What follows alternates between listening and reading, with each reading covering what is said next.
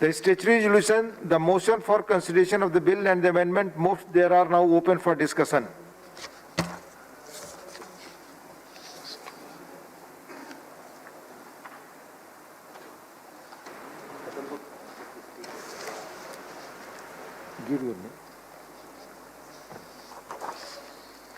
Shri Digvijay Singh, not present.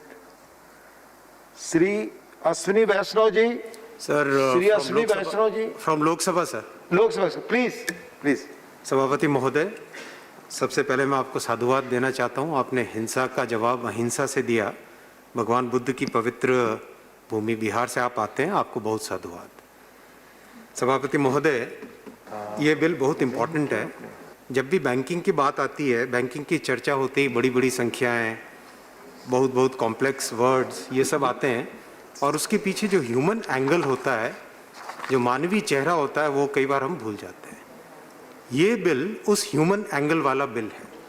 ये bill जो साधारण मेहनतकश मिडिल क्लास ऐसे परिवार जो एक एक पैसा जोड़ते हैं अपने बच्चों की पढ़ाई के लिए, किसी आपदा के लिए, किसी अपने बच्चों की नौकरी के समय के लिए, उन सब बचत करने वालों को बचाने वाला बिल है ये।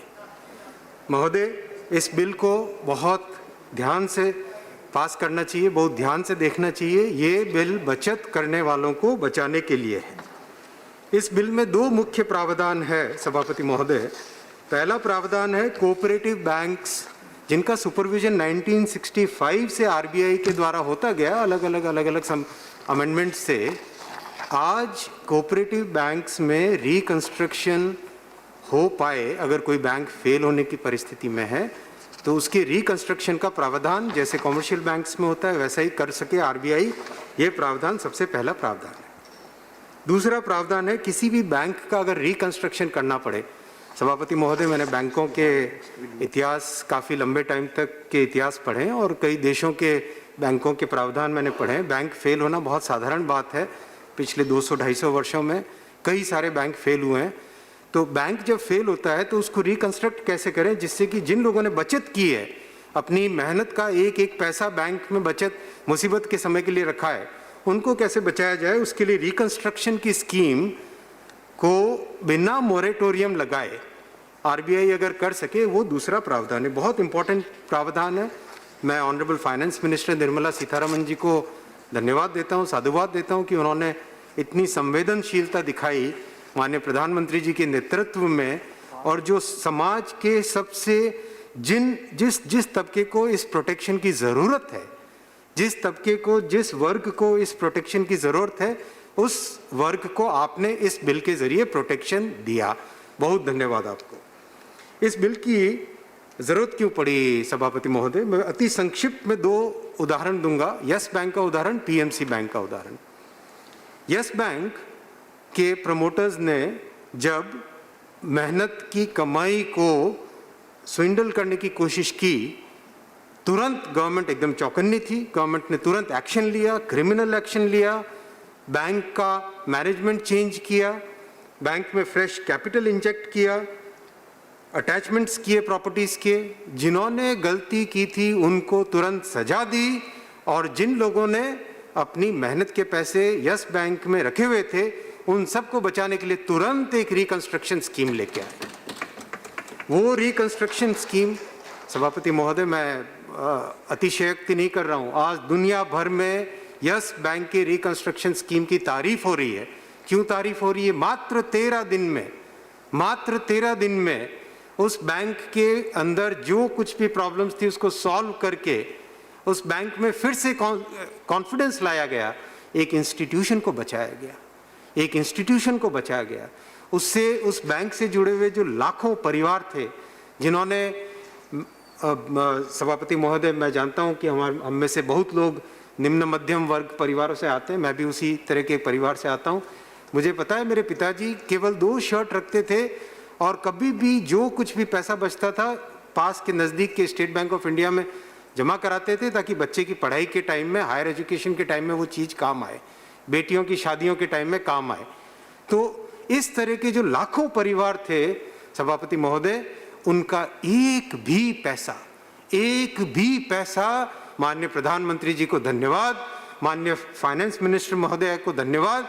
एक भी पैसा कहीं भी जा नहीं पाया, सब का सब हर बचत करने वाले को उसकी बचत की सुरक्षा मिली।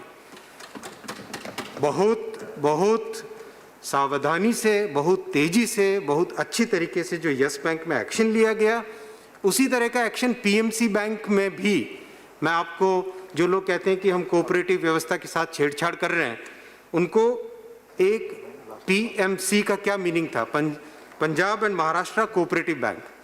कोऑपरेटिव शब्द को पहले ही हटा दिया गया था, उसको कम कर दिया गया था, कोऑपरेटिव को मात्र सी रखा गया था, पीएमसी बैंक, और सारा फोकस कर दिया गया था बैंक पे। क्यों बैंक पे फोकस कर दिया गया? क्योंकि बैंक कहते ही लोगों में एक ट्रस्ट आता है। बैंक शब्द अपने आप में एक ऐसा शब्द है जिसका लोगों के मन में एक अलग धारणा है कि हाँ, अगर बैंक में मेरा पैसा सेफ है। भेलपुरी बनाने वाला एक व्यक्ति बॉम्बे के चौपाटी पे, जिसने अपनी जिंदगी की सारी मेहनत इसलिए रखी कि एक वो छोटा सा फ्लैट खरीदे, उसको पीएमसी के लोग उड़ा के ले गए। तो क्या उस वक्त आरबीआई ने, सरकार ने अपनी तरफ से पूरा एक्शन लिया? ईडी ने प्रॉपर्टीज अटैच की, क्रिमिनल एक्शन लिए गए, लेकिन कानून में जो कमी थी जिसके कारण पीएमसी बैंक का रिकंस्ट्रक्शन नहीं किया जा सकता था, उसी कमी को दूर करने के लिए माननीय वित्त मंत्री जी इस बिल को लेके आई हैं। उनको साधुवाद। इस बिल को हमें तुरंत पास करना चाहिए। तो ये दो बैंक के उदाहरण से स्पष्ट होता है इस बिल की जरूरत क्यों है। जो भी पार्टीज, मैं मानता हूँ राजनीतिक दलों में अलग अलग मतभेद होता है, और अनफॉर्चुनेटली आज हमारे साथी नहीं है हमारे साथ, लेकिन जो भी दल मिडिल क्लास को सपोर्ट करते हैं, जो भी दल मेहनत कशों को सपोर्ट करते हैं, जो भी दल उस मजदूर को, उस रेहड़ी वाले को, उस खोमची वाले को सपोर्ट करते हैं, जो कि अपनी मेहनत की कमाई का एक एक पैसा जोड़ने की इच्छा रखता है, बचत करता है, आज उन सब दलों से मेरा अनुरोध है इस बिल को यूनानिमसली पास करें। ये बिल बचत करने वालों को बचाने के लिए है। महोदय, दो तीन छोटे मोटे और विषय उठाए गए हैं कई फोरम्स में कि पहला विषय है कि कोऑपरेटिव स्ट्रक्चर को इससे नुकसान होगा। कतई नुकसान नहीं होगा। ये भ्रम फैलाने वाली बात है।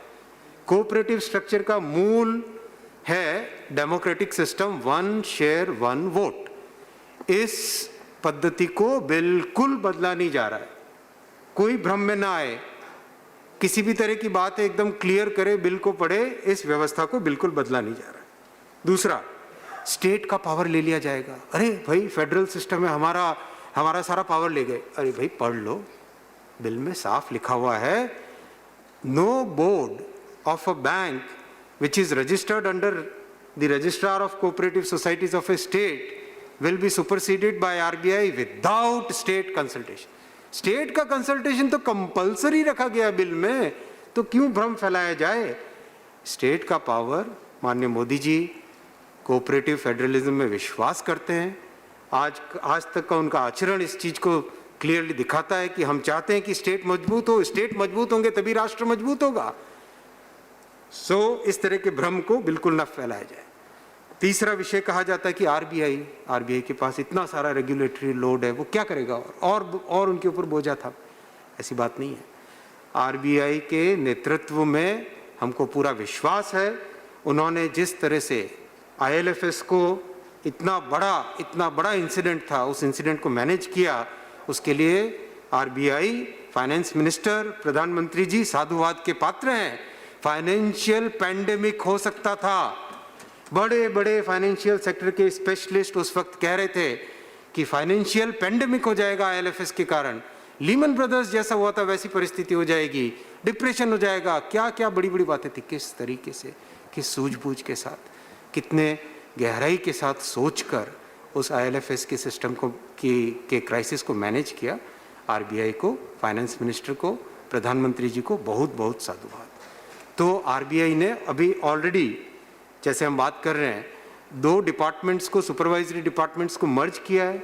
एक स्पेशल सुपरवाइजरी कैडर बनाया है, और कॉलेज फॉर सुपरवाइजर्स भी उन्होंने अभी एक गठित की है। तो आरबीआई के नेतृत्व में हमको पूरा विश्वास है। आरबीआई के ऊपर रेगुलेटरी लोड अधिक नहीं बढ़ेगा, और वो उसको लोड को लेने में सक्षम है। मैं कंक्लूड करूंगा सभापति महोदय। इकोनॉमिक पॉलिसी के 3 पिलर्स होते हैं, मॉनेटरी पॉलिसी, फिस्कल पॉलिसी और क्रेडिट पॉलिसी। क्रेडिट पॉलिसी का जो बेस है वो बेस होता है फाइनेंशियल सिस्टम। मेरे बहुत सारे मित्र, मेरे क्लासमेट्स फाइनेंशियल सिस्टम में हैं, उनसे मैं मिलता हूँ, उनसे बातचीत करता हूँ, तो फाइनेंशियल सिस्टम की एक अति विशेषता है। सभापति महोदय, आप भी उड़ीसा से आते हैं। उड़िया भाषा जो भगवान जगन्नाथ महाप्रभु ने अपने भक्तों को दी, अति मीठी भाषा है, अति सदियों का विजडम उसमें समाया हुआ है। एक छोटी सी उसमें उड़िया ढगो यानी उड़िया प्रोवर्ब है, पर घर तियण रे अतिथि चर्चा, यानी दूसरों के पैसों से काम करना। तो बैंकिंग सिस्टम, फाइनेंशियल सिस्टम हमेशा दूसरों के पैसों से काम करता है। कैसे? बचत की हमने, उस बचत के पैसे को आगे लोन लिया जाता है, इधर से लोन उठाया और फिर दूसरी जगह लोन दिया। तो ये जो व्यवस्था है, इस व्यवस्था में जिसमें दूसरे के पैसे को व्यवहार में लाया जा रहा है, उस व्यवस्था में रेगुलेटरी सिस्टम अति स्ट्रांग होना जरूरी है। इसलिए जरूरी है क्योंकि हम केवल उन संख्याओं के, उन कानूनों के, उन रेगुलेशंस के पीछे न पड़े, उन रेगुलेशंस और उन संख्याओं के पीछे जो मानवीय चेहरा है, जो परिवार है, जो मेहनत कश हैं, जो लोग अपने बच्चों की पढ़ाई के लिए एक एक पैसा जोड़ रहे हैं, उन सब को बचाने के लिए जो भी रेगुलेशन लाना पड़े, जो कानून में बदलाव लाना पड़े, वो सब बदलाव लाना चाहिए। और ये बदलाव, ये बिल भी उसी तरह का एक बिल है। इस बिल का मेरा निवेदन है सभी से यूनानिमसली सपोर्ट करें। धन्यवाद। Thank you, Honorable Member. Honorable Member Shri A. Vijay Kumar.